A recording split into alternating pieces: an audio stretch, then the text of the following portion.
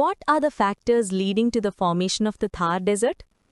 Hello friends, welcome back to our geography class. എന്തുകൊണ്ടാണ് രാജസ്ഥാനിൽ Thar desert form ചെയ്തതെന്ന് നിങ്ങൾ ചിന്തിച്ചിട്ടുണ്ടോ? ഥാർ ഡെസേർട്ടിന്റെ ഫോർമേഷന് മെയിനായിട്ട് കുറച്ച് ഫാക്ടേഴ്സ് ഉണ്ട്. ഫസ്റ്റ് ആൻഡ് ഫോർമോസ്റ്റ് റീസൺ എന്ന് പറയുന്നത് സ്കാൻറ്റി റെയിൻഫോൾ ആണ്. വെസ്റ്റേൺ രാജസ്ഥാനിൽ ത്രൂ ഔട്ട് ദി ഇയർ വളരെ കുറവ് മഴ മാത്രമേ ലഭിക്കാറുള്ളൂ. ഇതിന് കാരണം നമ്മുടെ സൗത്ത് വെസ്റ്റ് മൺസൂൺ വിൻഡ്സിന്റെ ഡയറക്ഷനാണ്. Arabian sea branch of monsoon winds Gujarat വഴി എൻ്റർ ചെയ്യുന്നു.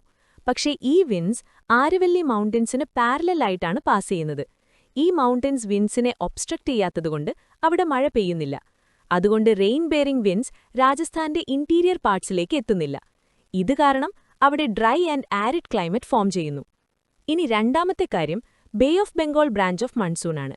ഈ കാറ്റുകൾ ഈസ്റ്റിൽ നിന്നും വെസ്റ്റിലേക്ക് ഹിമാലയത്തിന് പാരലലായി മൂവ് ചെയ്യുന്നു. എന്നാൽ നോർത്ത് വെസ്റ്റേൺ പാർട്ടിലെത്തുമ്പോൾ ആരവല്ലി മൗണ്ടൻസ് ഇവയെ തടയുന്നു.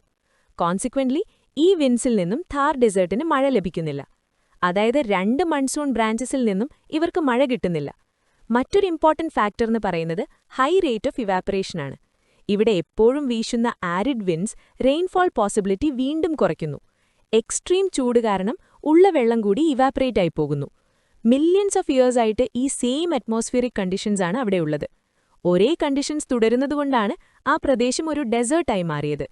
എക്സാം പോയിന്റ് ഓഫ് വ്യൂവിൽ ഈ പോയിന്റ്സ് വളരെ ഇമ്പോർട്ടന്റ് ആണ്. Scanty rainfall, monsoon winds and Aravalli mountains എന്നിവ ഓർത്തുവെക്കുക. മാപ്പിൽ ആരവല്ലി മൗണ്ടൻസിന്റെ ലൊക്കേഷൻ മാർക്ക് ചെയ്യാൻ എപ്പോഴും ചോദിക്കാറുണ്ട്. ഈ ടോപ്പിക് നിങ്ങൾക്ക് വളരെ ക്ലിയർ ആയി എന്ന് ഞാൻ വിശ്വസിക്കുന്നു. ഈ ചാപ്റ്ററിൽ നിന്നും വേറെ എന്തെങ്കിലും ഡൗട്ട്സ് ഉണ്ടെങ്കിൽ കമന്റ് ചെയ്യുക. What video would you like us to make next?